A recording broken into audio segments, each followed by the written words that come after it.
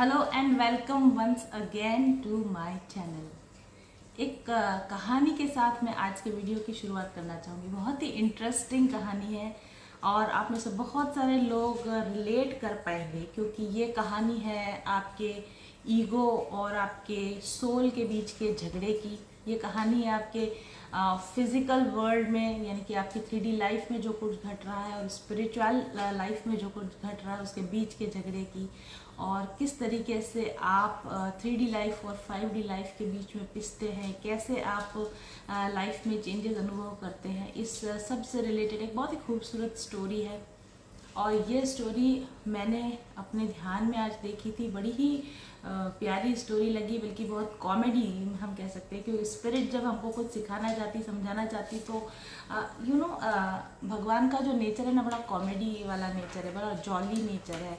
तो वो हर चीज़ को कोई बहुत सिंसियर तरीके से सिखाएं ज़रूरी नहीं, वो हमें कुछ बहुत ही कभी कभी एकदम लाइट मूड में, हंसी मजाक वाले मूड में भी हमको कुछ ना कुछ संदेश देते हैं। तो मैंने एक बहुत ही सुंदर स्टोरी को अपने ध्यान में देखा है और वो स्टोरी मैं आपके साथ शेयर कर रही हूँ। तो मैंने देखा है कि एक गांव है और एक गांव के बाहर की तरफ एक बहुत बड़ा पत्थर रखा हुआ है। थोड़ा फ्लैट सा पत्थर है, जैसा स्लैब होती है उस तरह का, मार्बल की स्लैब समझ सकते हैं, उस तरह का एक पत्थर रखा हुआ है।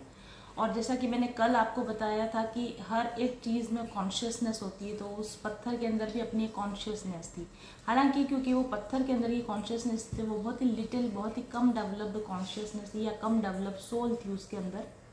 तो वो पत्थर वहाँ काफ़ी समय से जब पड़ा रहा तो गाँव वालों ने उसको नोटिस किया। तो लोग, बच्चे जब वहाँ खेलते थे तो वो वहाँ पर बैठ जाते थे, बैठकर खाना वाना खा लेते थे। महिलाएं जब गांव से बाहर जाती थी, जंगल की तरफ लकड़ियाँ वगैरह बीनने के लिए जाती थी, तो वो वहाँ पर बैठकर विश्राम कर लेती थी, बातें करती थी। और इसी तरह से जब राहगीर कोई आते थे तो वो थोड़ा बहुत विश्राम वहाँ पे करते थे। तो वो पत्थर की जो सोल थी ना, कॉन्शियसनेस जो उसकी थी, वो बड़ी ही अपने इस बहुत ही इस इमेज के अंदर काफ़ी खुश थी वो, उस कि okay I am a stone, मैं एक पत्थर हूँ जो कि बहुत यूज़फुल पत्थर है और मेरे बिना कैसे काम चलेगा, अगर मैं नहीं होता तो बच्चे कहाँ पे बैठते, लेडीज़ कहाँ पे बैठती, राहगीरों को आराम कौन देता। तो वो पत्थर जो था, अपनी सेल्फ इमेज थी उसकी कि I am a stone, I am a very important stone.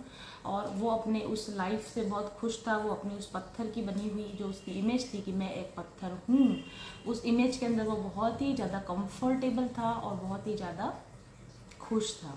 क्या हम भी अपनी लाइफ में ऐसे नहीं होते कि हम किसी एक स्टेज पर पहुंचने के बाद में अपनी ज़िंदगी में बहुत ज़्यादा खुश हो जाते हैं, सेटिस्फाई हो जाते हैं कि ओके ये मैं हूँ, ये मेरी लाइफ है और मैं अब इसमें बिल्कुल ठीक हूँ, ये बस ऐसा ही चलता रहे, ये बिल्कुल भी डिस्टर्ब ना हो।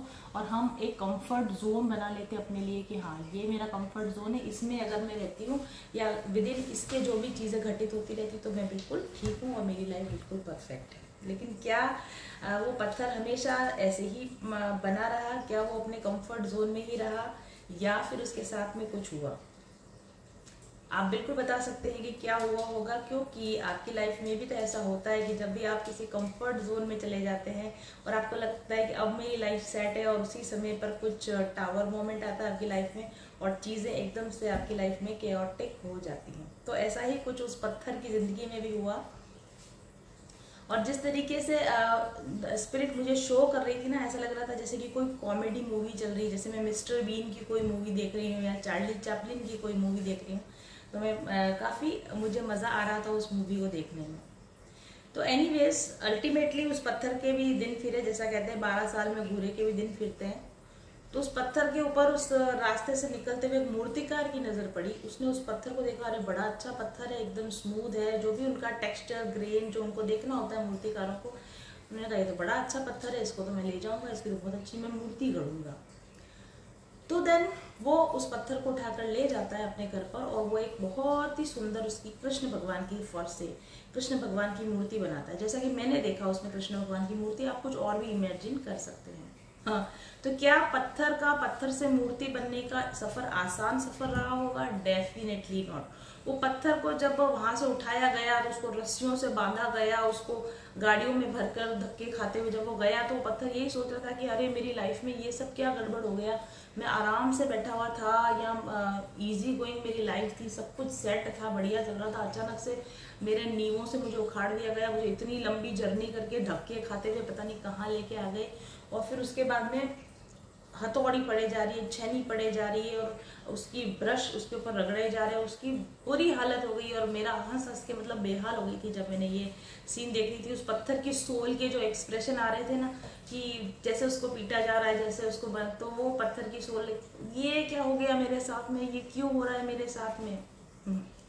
तो ये हमारे साथ भी होता है कि जब भी हमारा ट्रांसफॉर्मेशन का समय, देखो हर सोल यहाँ पर डेवलपमेंट के लिए आई है, हर सोल यहाँ पर कुछ पाने के लिए आई है, कुछ नया एक्सपीरियंस लेने के लिए आई है। तो पत्थर की सोल में भी पत्थर का ईगो, अब देखिए मैंने फिर आपको बताया था, एक मेटाफोर बताया था, एक सोल है आपका जो आपका ईश्वर है, परमात्मा, आत्मा आप कह लें, और एक आपका ईगो है।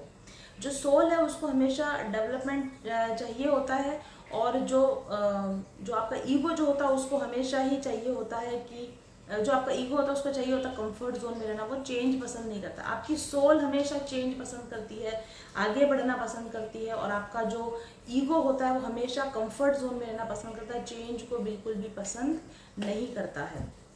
लेकिन हमेशा ये होता है कि काफ़ी समय तक ईगो सोल के डेवलपमेंट को रोक के रखता है, अपनी सेल्फ इमेज को बना के रखता है कि नहीं होने दूंगा, चेंज नहीं होने दूंगा। लेकिन एक समय ऐसा आता है कि इतना प्रेशर आता है उस सोल के ऊपर, या परमात्मा का कह लें या जैसे भी आप कह लें, प्रकृति का उस पर प्रेशर आता है कि उस ईगो को एक साइड हटना ही पड़ता है, और वो सोल अपनी जर्नी पर आगे चली जाती है। और वो ईगो जो होता है, इसके हटने के दो तरीके हैं। एक तो वो रेजिस्ट करता रहता है, अगर वो तो उसको लात मारकर बुरी तरीके से टावर मोमेंट के द्वारा उसको हटाया जाता है। और अगर वो थोड़ा बहुत भी ईगो के अंदर समझदारी होगी तो वो सरेंडर कर देगा, वो कहेगा कि ठीक है इस सोल को आगे जाना है, तो वो सरेंडर कर देता है कि ठीक है इस सोल को मैं अपनी जर्नी पर जाने देता हूँ। तो आपका जब भी आपकी लाइफ में वो चेंज आता है ना, जब आपकी लाइफ में चेंज अंदर से आपको लगता है कि something has to be change, कुछ ना कुछ तो मुझे बदलना ही पड़ेगा, और उसी वक्त आपके अंदर रेजिस्टेंस आता है कि अरे मैं तो ये हूँ, मैं XYZ हूँ, मैं ये कैसे कर सकती हूँ, मैं ये कैसे छोड़ सकती हूँ, मैं ये कैसे शुरू कर सकती हूँ, फिर इसका क्या होगा, फिर उसका क्या होगा। ये सारी जो रेजिस्टेंस आ रही है ना वो आपकी ईगो की तरफ से आ रही है। आपकी सोल की कॉलिंग को धक्का मार के ईगो सामने आ जाता है कि मैं ये सब चेंज तुम्हें नहीं करने दूंगा। लेकिन कुछ लोग उस ईगो के उस रेजिस्टेंस के घेरे में ही रह जाते, पूरी जिंदगी रह जाते, और कभी भी अपनी लाइफ में कोई बड़ा चेंज नहीं कर पाते। और कुछ लोग अपनी सोल कॉलिंग को सुन लेते हैं, वो ईगो को धक्का मार के हटा देते हैं, और वो अपनी सोल जर्नी पर, अपने सोल डेवलपमेंट पर आगे चले जाते हैं। तो ऐसी जो सोल्स होती हैं कि जब भी कभी सोल की कॉलिंग आती है, सोल अवेकनिंग का समय आता है, तो वो उसको माइंडफुली पहचान जाते हैं कि यस ये मेरे सोल की अवेकनिंग का समय आ चुका है।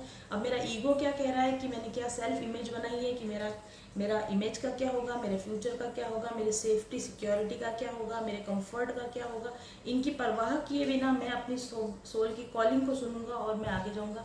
तो ऐसे लोगों की जो सोल जर्नी होती है वो तो आसान हो जाती है। ईश्वर का, परमात्मा का साथ तो हमेशा है ही, गाइडेंस हमेशा है ही। आप जैसे ही अपनी सोल कॉलिंग के साथ जुड़ते हो, आप ईश्वर के साथ कनेक्ट हो जाते हो, और आपकी जर्नी आसान हो जाती है। और आप जितने दिनों तक, जितने समय तक उस सोल कॉलिंग को रोकते रहोगे और उसके ईगो का बात आप सुनते रहोगे, तो आप अनहैप्पीनेस, अनफुलफिलमेंट, डिससेटिस्फैक्शन की आप फीलिंग्स में रहोगे। तो उस पत्थर के साथ भी यही हुआ, बहुत लंबे समय तक वो इसी तरीके से कंफर्ट जोन में रहा। लेकिन सोल कॉलिंग आई, चेंज होना है, सिर्फ पत्थर नहीं बने रहना है, ये पत्थर तो मूर्ति बने जाने के लिए बना है। सोल कॉलिंग इतनी स्ट्रांग थी कि उस सोल कॉलिंग की वजह से मूर्तिकार ने उस पत्थर को देख लिया, वो उसको उठा के ले गया। अब ईगो चाहे कितना ही झुंझलाता रहे, रोता पीटता रहे, उस ईगो की एक ना चली, और वो जो पत्थर था वो एक मूर्ति में अल्टीमेटली कन्वर्ट हो गया। अब आगे सुनिए उस स्टोरी में क्या होता है।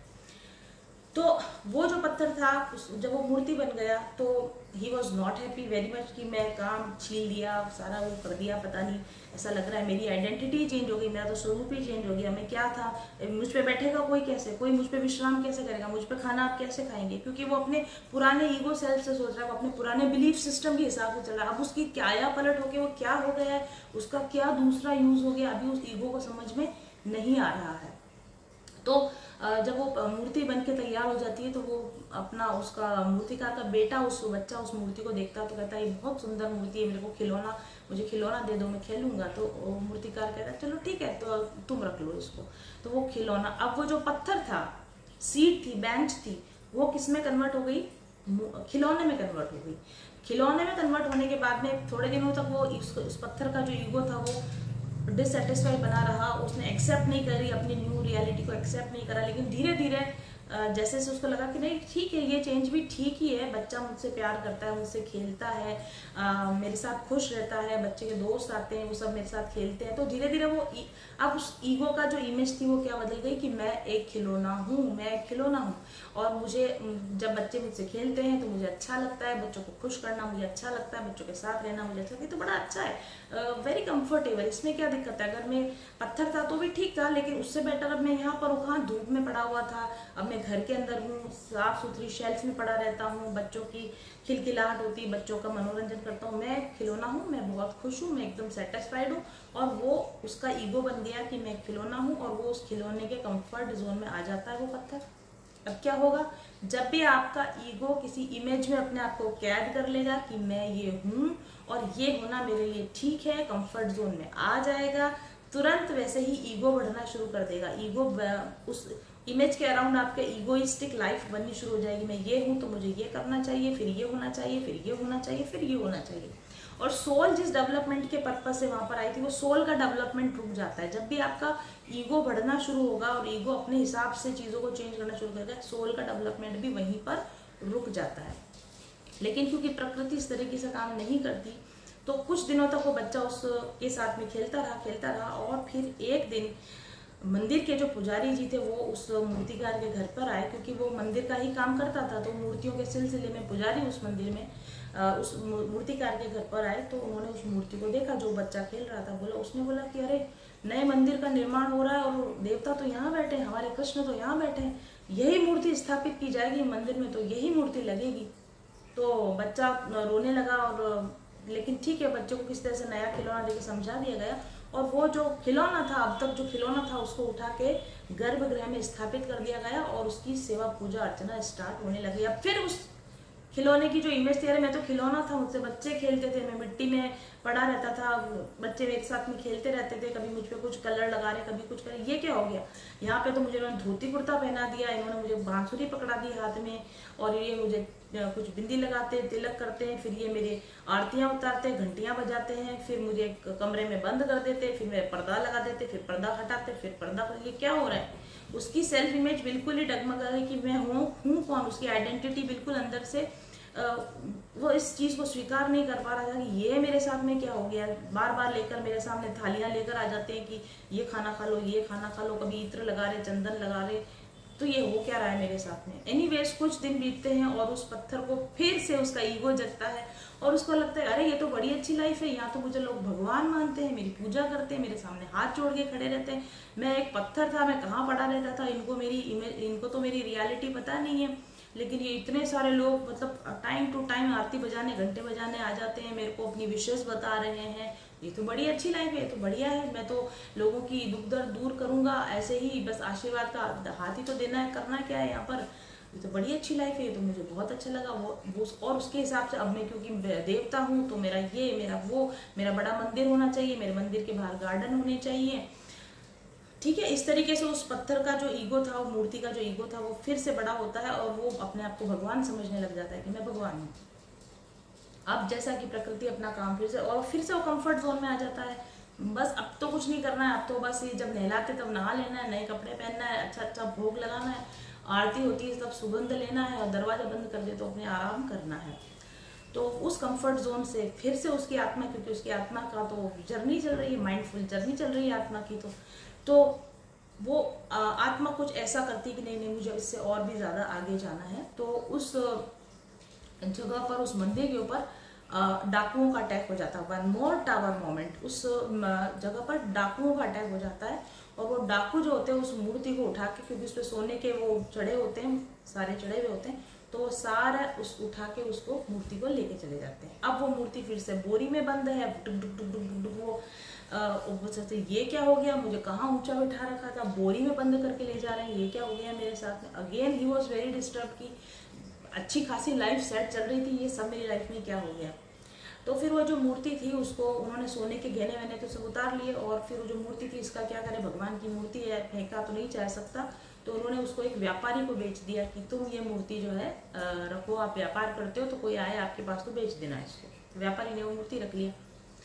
व्यापारी ने देखा कि मूर्ति बड़ी अच्छी है, तो वो उसने सोचा कि हमारे यहाँ के देश के राजा को मूर्तियाँ इकट्ठा करने का बड़ा शौक है, मतलब संग्रहालय और म्यूजियम टाइप बनाने का काफ़ी शौक है, तो ये मूर्ति मैं उनके पास लेके जाता हूँ तो वहाँ से मोटी रकम मिलेगी, बाकी इस मूर्ति का मुझे कोई क्या देगा। तो वो उस मूर्ति को वहाँ के देश के राजा के पास लेके जाता है और कहता है कि ये जो है एक नायाब मूर्ति मेरे हाथ में लगी है, आपके संग्रहालय में बहुत अच्छी लगेगी। राजा उस मूर्ति को देखता है, अरे वाह ये तो बड़ी अच्छी मूर्ति, ये तो मेरे उसमें लगेगी, शोकेस में लगाऊंगा इस मूर्ति को तो मैं। तो फिर साहब उस मूर्ति के लिए वो एक स्टैंड तैयार होता है, उसमें उस मूर्ति को रखा जाता है, उस पर कांच का, उसके ऊपर चारों तरफ उस पर प्रोटेक्शन लगाया जाता है, 2 पहरेदार बिठा दिए जाते हैं कि भाई बहुत नायाब मूर्ति है, देखो इसको कोई डैमेज नहीं होना चाहिए। और देश विदेश से आने वाले सैलानी जो है उस मूर्ति को देखते हैं और बड़ी उसकी प्रशंसा करते हैं, कारीगरी की, मूर्ति की प्रशंसा करते हैं कि कलाकार ने क्या सुंदर बनाया है, क्या सुंदर स्टोन है, क्या चमक है। धीरे धीरे करके वो स्टोन जो होता है वो उस मूर्ति की, मतलब संग्रहालय में पड़ी हुई एक वी कैन से आर्टिफैक्ट की तरह उसको, जो उस इमेज में वो भी धीरे धीरे वो रम जाता है कि चलो मैं एक संग्रहालय में पड़ी हुई मूर्ति हूँ, लोग मुझे अप्रिशिएट करते हैं, मेरे ऊपर पहरा दिया जाता है, it's okay, I am comfortable with this image.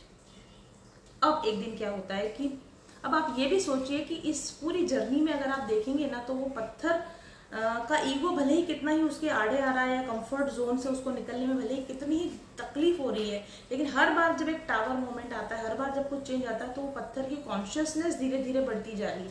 आप देख रहे हैं कि वो पत्थर किस तरीके से अपनी जर्नी कर रहा है। तो पहले वो किसी मूर्तिकार के घर में गया, वहां से वो मंदिर में चला गया, वहां से वो राजा के घर में चला गया, और जो नेशनल संग्रहालय था वो उसमें चला गया। तो सोल की जब आपकी जर्नी चलती है तो आपको भले कितना ही ऐसा लगता है कि बहुत परेशान हो रहा हूँ, ईगो तो होता ही है परेशान कि मैं बहुत परेशान हो रहा हूँ, मुझे मेरा जीना हराम कर रखा है, मेरी ये पता नहीं ऐसी क्या लाइफ है। लेकिन अगर आप सोल की जर्नी देखेंगे तो बड़ी स्मूथली चल रही होती है और हमेशा आपको उन्नति की ओर, वो सोल जो है उन्नति की ओर बढ़ रही होती है। तो वो सोल भी पहुँचते पहुँचते पहुँचते पहुँचते उस लेवल पर पहुँच गई कि वो जो स्टोन की जो कॉन्शियसनेस थी, जो ज़मीन पर पड़ा हुआ जो स्टोन था, क्योंकि साथ साथ क्योंकि अनुभव जुड़ते जा रहे हैं ना, एक्सपीरियंस जुड़ते जा रहे हैं, तो उस सोल का डेवलप हो रहा है, वो कॉन्शियसनेस का डेवलप होता जा रहा है। तो डेवलप होते होते होते हुए क्या हुआ कि जब वो संग्रहालय में वो मूर्ति पहुंचती है तो उस सोल की जो कॉन्शियसनेस थी वो इतनी ज़्यादा डेवलप हो गई कि उसने सेंटर के अंदर, एक अंदर ही अंदर, मूर्ति के अंदर ही अंदर उसके अंदर एक हीरे का रूप ले लिया।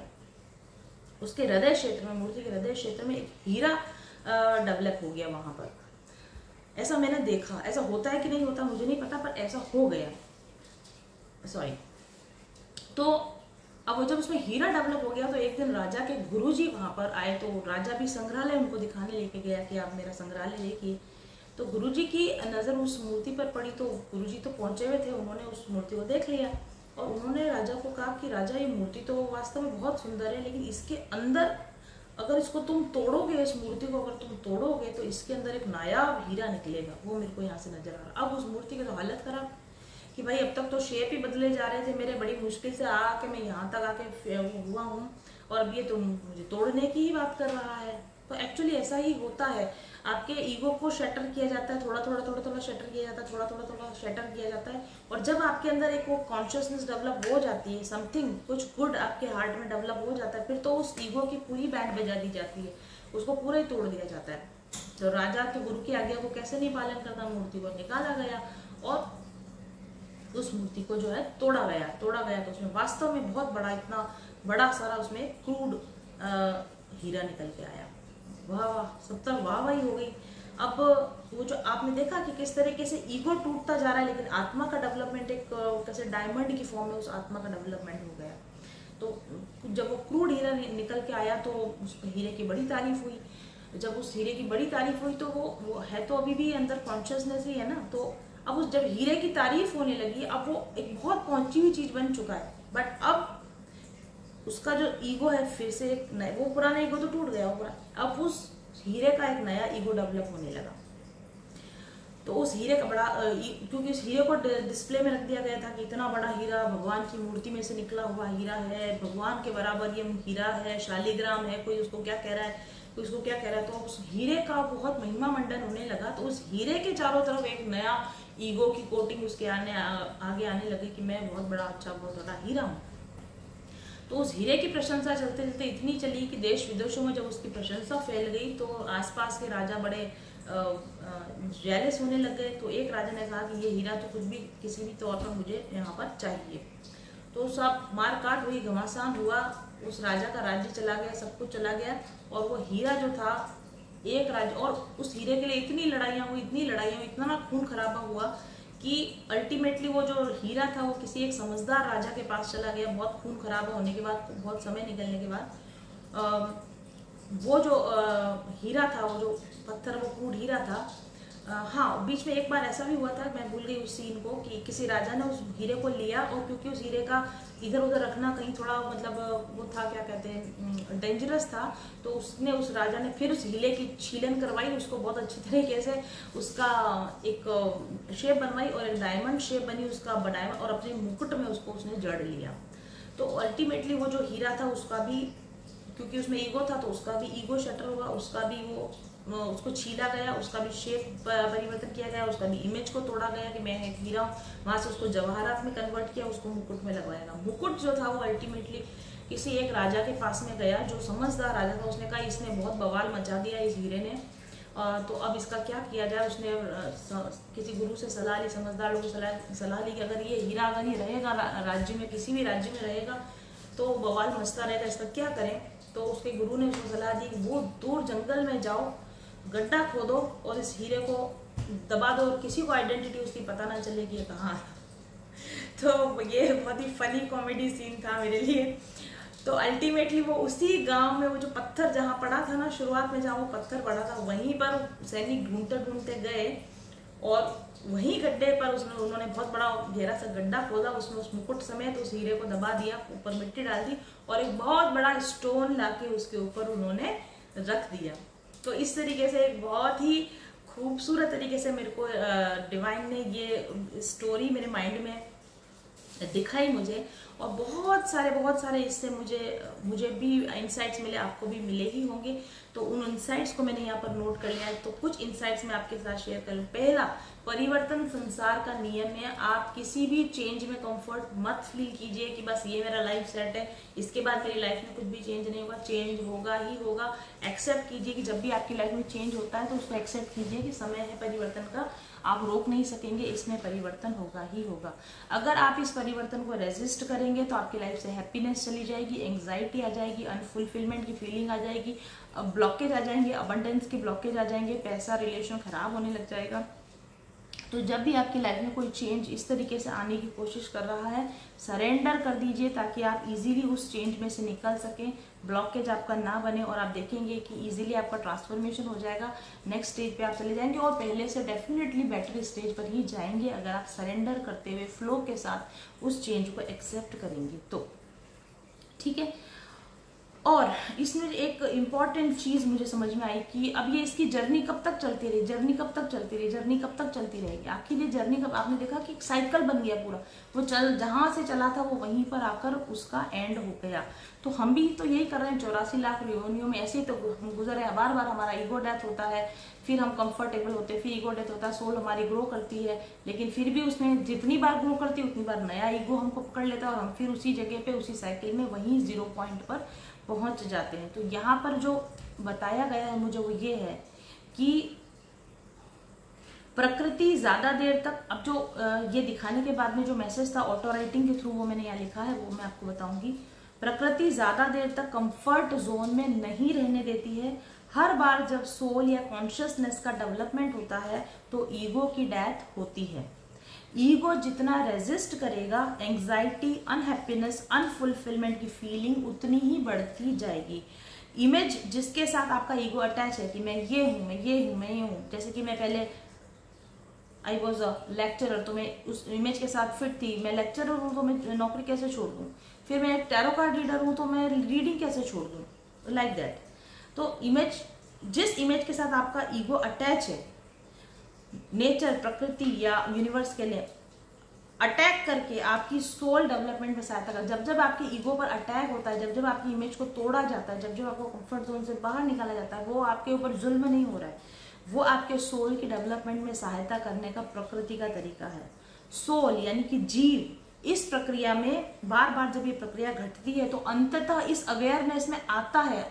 आज नहीं आएगा तो कल आएगा, कल नहीं आएगा तो परसों आएगा, परसों नहीं आएगा अगले जन्म में आएगा, अगले जन्म में नहीं आएगा तो 10 जन्म बाद आएगा, 20 जन्म बाद आएगा, 1 लाख जन्म बाद आएगा, लेकिन वो जीव इस अवेयरनेस में आएगा। और वो अवेयरनेस क्या है कि वह श्री कृष्ण का नित्य दास है। आपकी सोल जब तक इस इमेज में नहीं आ जाएगी ना कि मैं, आपका ईगो जब तक इस चीज को एक्सेप्ट नहीं कर लेगा कि ना मैं ये हूं, ना मैं वो हूं, ना मैं वो हूं, मैं सिर्फ श्री कृष्ण का नित्य दास हूं, यही मेरी आइडेंटिटी है, यही मेरी पहचान है, जब तक इस अवेयरनेस में नहीं आएगा तब तक वो इसी 84 लाख योनियों में भटकता रहेगा।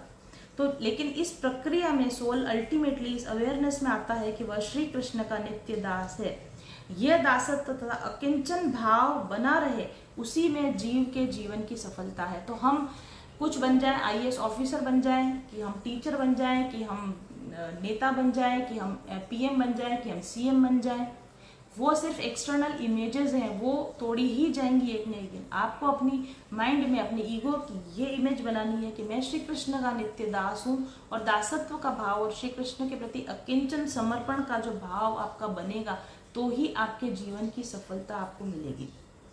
और आगे लिखा है, इसी दासत्व भाव में पूर्ण पकने पर, पूर्ण पकने का मतलब है अभी कोई डिफ्लेक्शन नहीं होगा इसमें से कि कुछ दिन लगेगा कि ये है, फिर अगेन उस नई इमेज में बदल जाएंगे, नहीं मैं तो वो हूँ, ऐसा नहीं। आप पूरे पक जाओ, कुछ भी चीज आपको हिला ना सके उस दासत्व वाले भाव से। इसी दासत्व भाव में पूर्ण पकने पर ईगो की कंप्लीट डेथ होती है। बाकी ईगो की कंप्लीट डेथ नहीं हो रही, नया नया ईगो बनता है, नया नया ईगो बनता है, और वो नया नया ईगो आपको नए नए जन्म में लेके जाता है। तो दासत्व भाव के पूर्ण पकने पर ईगो की कंप्लीट डेथ होती है, और तभी पुनरागमन से, बार बार जन्म लेने के इस पुनरागमन से मुक्ति मिलती है, और प्रभु की सेवा का नित्य अवसर मिलता है। प्रभु के श्री धाम में प्रभु की सेवा का अवसर मिलता है। लेकिन ये दासत्व भाव प्रभु की कृपा से मिला है, और इसमें मेरी कोई विशेषता नहीं है। जब ऐसा भाव आ जाए, ऐसा ही जानना चाहिए, मतलब इसी भाव में रहना चाहिए कि आप दासत्व भाव में पहुंच गए। फिर ये नहीं कि ओ मैंने कितनी जर्नी की थी, मैं कितनी मुश्किल से यहाँ तक पहुंचा हूँ, ये नहीं। आपको ये सोचना है कि जर्नी करने से कुछ नहीं हुआ, ईश्वर की कृपा से हुआ है। इस दासत्व भाव में मेरी कोई विशेषता नहीं है, ऐसा जानना चाहिए। अगर आपने ये सोचना शुरू कर दिया मैं प्रभु का दास हूँ, प्रभु ने मुझे चुना है, अगेन ईगो, क्योंकि भक्ति का भी अपना ईगो होता है, भक्तों का भी अपना ईगो होता है, वो भक्ति का ईगो कहलाता है, जिसको कि हम आध्यात्मिक ईगो कहते हैं, स्पिरिचुअल ईगो कहते हैं। तो मैं प्रभु का दास हूँ, प्रभु ने मुझे चुना है, ऐसा भाव भी अगर आ जाए तो श्री धाम से पतन की यात्रा फिर से शुरू हो जाती है। अगेन आपको एक पत्थर बना के वहीं से जीरो से आपको शुरुआत करना पड़ेगा। हो सकता है कि ये मेरी अपनी खुद की यात्रा हो, क्योंकि मैंने अपने हिप्नोथेरेपी में देखा था कि मैं कृष्ण भगवान के साइड में उनका पंखा जल रही हूँ, और वहाँ पर मैंने वो विचार किया था कि मैं यहाँ पंखा जल रही हूँ, लेकिन सामने वाली गोपियाँ भगवान के सामने हैं, नृत्य कर रही हैं, तो वो मुझसे बेटर कंडीशन में है। तो कहीं ना कहीं कंपैरिजन का भाव आ गया, या ईगो को चोट पहुंची, ईगो पे हर्ट हुआ, और वहीं से मैंने देखा कि मेरा पतन शुरू हुआ। कि ईश्वर ने मुझे कहा कि आपको सामने जाकर डांस करना है, आपको सामने जाने वाला, आपको मतलब वो आइडेंटिटी चाहिए। If you want to come from this identity to this identity, आपको भी ये आइडेंटिटी मिली हुई है, चरण सेवा की आइडेंटिटी मिली हुई है, या चंवर सेवा की आइडेंटिटी मिली हुई है, इससे आपको कौन सी आइडेंटिटी में जाना है, मुझे दूसरी आइडेंटिटी में जाना है। तो क्या करना पड़ेगा, एक ट्रांसफॉर्मेशन की जर्नी से गुजरना पड़ेगा। जाइए, स्टोन से शुरू कीजिए ट्रांसफॉर्मेशन की जर्नी। कितने हजारों साल हो गए इस जर्नी पर चलते हुए नहीं पता है, लेकिन अंततः जब पता चल जाए कि मैं ईश्वर का नित्य दास हूँ, तो फिर उस जर्नी का कहीं ना कहीं एंड होने की संभावना है। अन्यथा इस जर्नी, ये जो यात्रा है, ये अंतहीन यात्रा है। इसलिए जितना ही अधिक अकिंचन दासत्व भाव में रहोगे, उतना ही अधिक ईश्वर के करीब अधिक समय तक ठहर पाओगे।